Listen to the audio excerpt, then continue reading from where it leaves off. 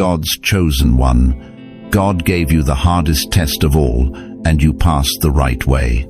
Is heaven trying to get your attention right now? Are you feeling that strange stirring deep in your soul that something is about to change? Have you been carrying a weight so heavy that some days you weren't sure you could take another step? Chosen one, this is not a coincidence. Let me tell you something that might shock you. Your device didn't just randomly show you this message. Heaven itself paused the universe to make sure these words found you today. Like a trumpet in the wilderness, this message is heaven calling you by name. Yes, you, the one who's been walking through fire, the one who's been tested beyond what any human should endure, the one who wondered if God had forgotten you. He hasn't. In fact, what if I told you that the hardest test you faced wasn't meant to break you, but to reveal who you truly are? What if those sleepless nights, those tears no one saw, those moments when you thought you couldn't go on, were actually God's divine qualifications? You see, the hardest tests aren't given to just anyone. They're reserved for those God has marked for greatness.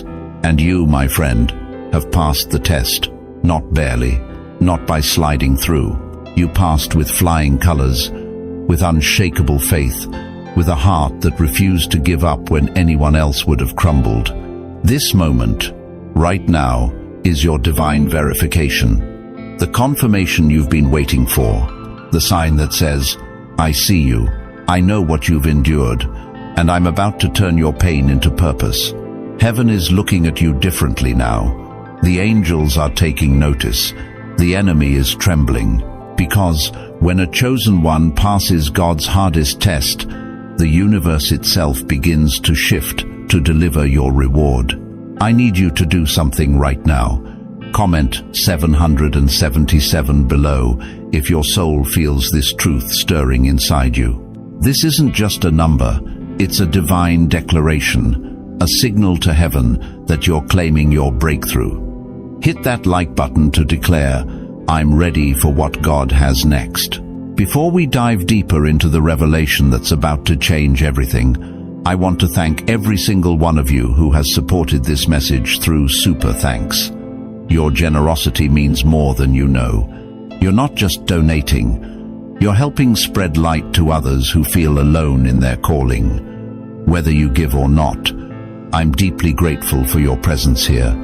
Your support, your time, your attention, it all matters.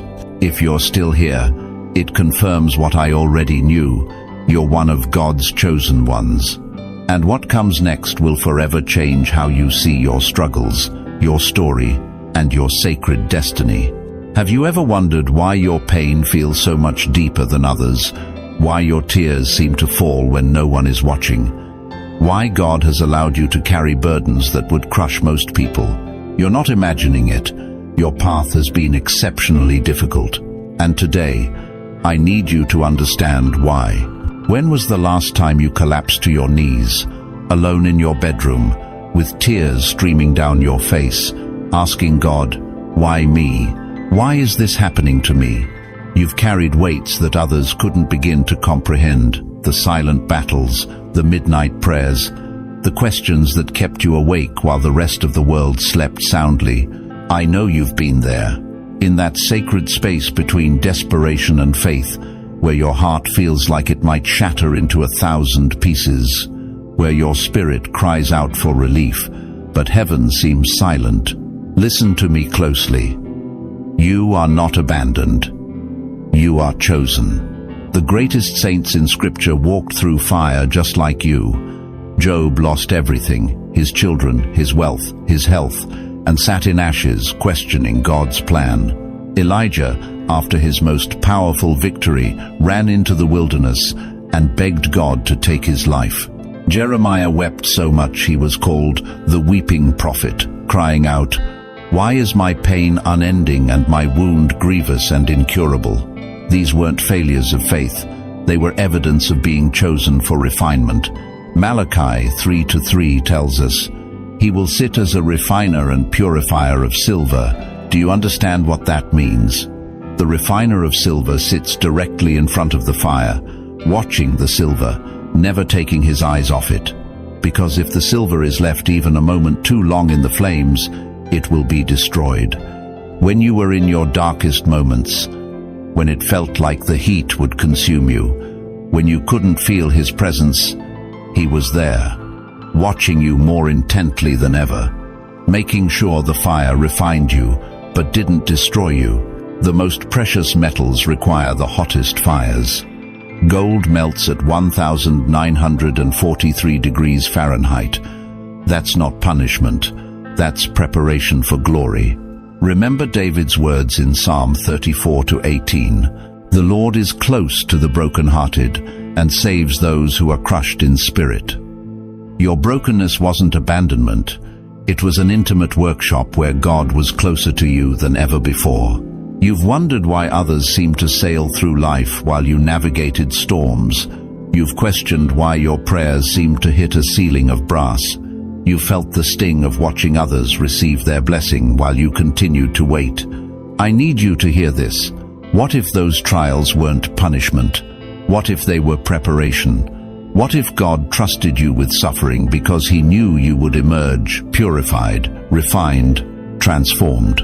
When silver is refined, it's not until the silversmith can see his own reflection in the metal that he knows it's ready.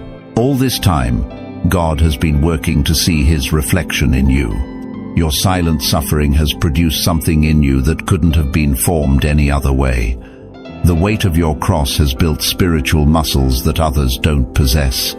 The tears you've cried have watered the seeds of compassion and wisdom that now set you apart. Paul understood this mystery when he wrote in Romans 8:18, I consider that our present sufferings are not worth comparing with the glory that will be revealed in us. The suffering feels eternal when you're in it, but it's producing an eternal weight of glory that will make these trials seem light by comparison. Think of Joseph, sold by his brothers, falsely accused, imprisoned, and forgotten. For 13 years, he suffered in silence. But those 13 years were not punishment, they were preparation for the palace. Without the pit and the prison, Joseph would never have been prepared for the palace. This is your story too.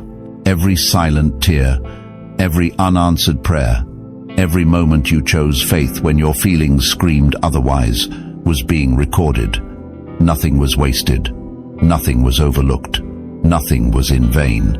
If this message is piercing your heart right now, if you feel an unexplainable witness in your spirit that God is speaking directly to you, then type in the comments, "That was me." Because I need you to acknowledge what you've been through. Your testimony has power, and your suffering has purpose. But here's what will change everything for you. What if I told you that none of it was punishment? What if every trial, every tear, every moment of wondering where God was, what if all of it was actually evidence that you are among his most trusted servants?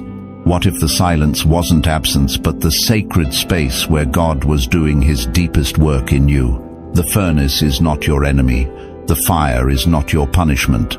They are the instruments in the Master's hands, transforming you into a vessel of honor, prepared for every good work. Your suffering was not a sign that he had forgotten you. It was proof that he had chosen you for something extraordinary. And now, it's time for you to discover exactly what that purpose is. Have you ever wondered why your pain cuts deeper than others around you? Have you questioned why your trials seem more relentless, more persistent, more overwhelming than everyone else's? Have you laid awake at night, tears streaming down your face, asking God, why me? Why always me? I need you to understand something profound today, something that will forever change how you see your suffering. Your pain was never random. It was specifically designed. Your struggles were never punishment. They were preparation. Your tears were never wasted. They were witnessed. God didn't choose you because you were strong. He chose you because you would be tested beyond human endurance. And yet, here you stand, still breathing, still believing, still moving forward.